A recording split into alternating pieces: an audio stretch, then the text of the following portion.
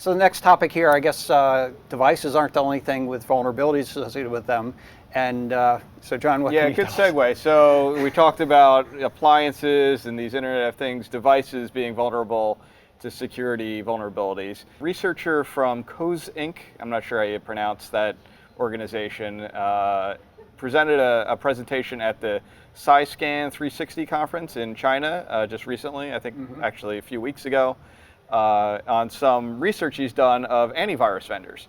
So interesting, area to explore here. Antivirus, a lot of us run it on our machines, and oftentimes these antivirus software programs have elevated privileges. Usually they're running a system or root, whatever you want to call it, on the system so that they can do what they need to do to protect the system. Right. However, they're not infallible either. So that is one of his findings here. So he found found vulnerabilities in 14 different antivirus vendors. It's a pretty extensive set of slides he has. I'd recommend you go check it out to find out which vendors have issues or which ones are the most egregious types of vulnerabilities. But he pointed out a lot of the interesting failures or things that probably are expected when you really think about it, but probably the low-hanging fruit, so to speak, of the types of vulnerabilities found. So number one, like I said, requiring overly extensive privileges. The software is running a system.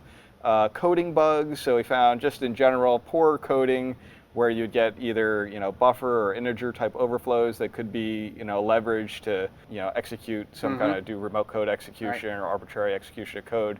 OS kernel drivers that have elevated privileges that you can do local privilege escalation through by kind of tricking them or injecting into them. The other interesting one, file format parser bugs. I know we've seen that a lot with various things. So either maybe you've got a signature that you receive from an antivirus vendor and you load it in. Well, they have to parse that file that they have, and if you make a rogue one or try to mess around with it in a format that they don't expect to get, it can cause a problem. They also noticed one vendor with just a regular executable, somebody had modified some of the header information in a real executable such that it tripped up the antivirus to crash because it wasn't expecting. I mean, it's a non-working executable. It starts to look like an executable, but it's not once you start to follow down the path of how long is this file and whatnot.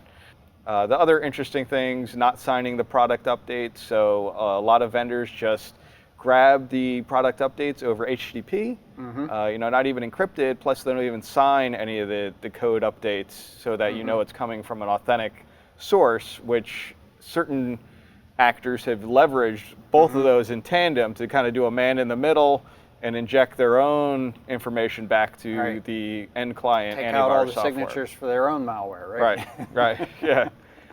The other observation he made was that a lot of the AV engines don't have their own kind of self-protection, so they didn't code in things to look for attacks against their own software, and they're kind of relying on operating system dependent things like address space layer randomization and data execution prevention. Some of those didn't even have those enabled on their products either, so that they could, you could leverage exploits against them in that way as well.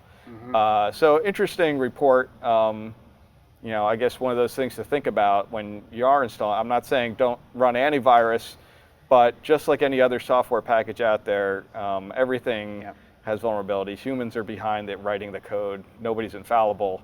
They should try to be as infallible as possible and do some code audits. That's another thing he mentions is, it's probably not a lot of code auditing going on here because some of these vulnerabilities are not that hard to find.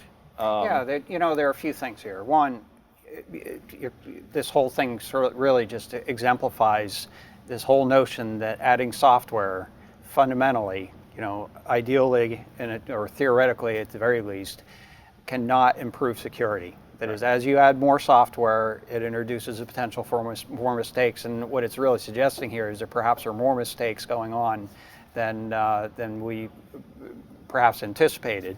That is, you'd like to think that when you're preaching to the choir, that the choir is actually, in belief. And this is a case here where perhaps the security vendors need to learn a little bit about doing security. So.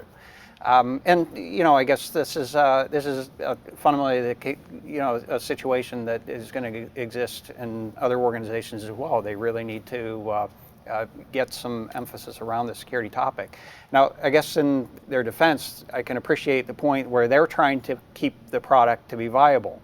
So I think one of the things you'd mentioned earlier about things like buffer overflows, from what I understand of the article, they were saying that a lot of them are coded in C, and the intent there is most likely to keep the thing efficient. That is, if you're running antivirus on your computer and it's getting bogged down because of a highly abstract language is not particularly efficient, language or something like that. Yeah. What you're going to end up with is a dissatisfied user. They're going to end up uninstalling it and say, I can't use it under normal circumstances.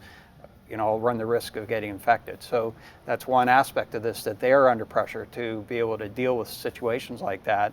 And then you have these more sophisticated pieces of malware that do the escalation and embed themselves into the kernel. And so it's continually an effort to try to get one step under, right down to the master boot records that we've been seeing a lot of the malware has. So on one hand, I'm kind of in their defense. On the other hand, it's actually a very good example of where security is really important. Right. I think that's a really good.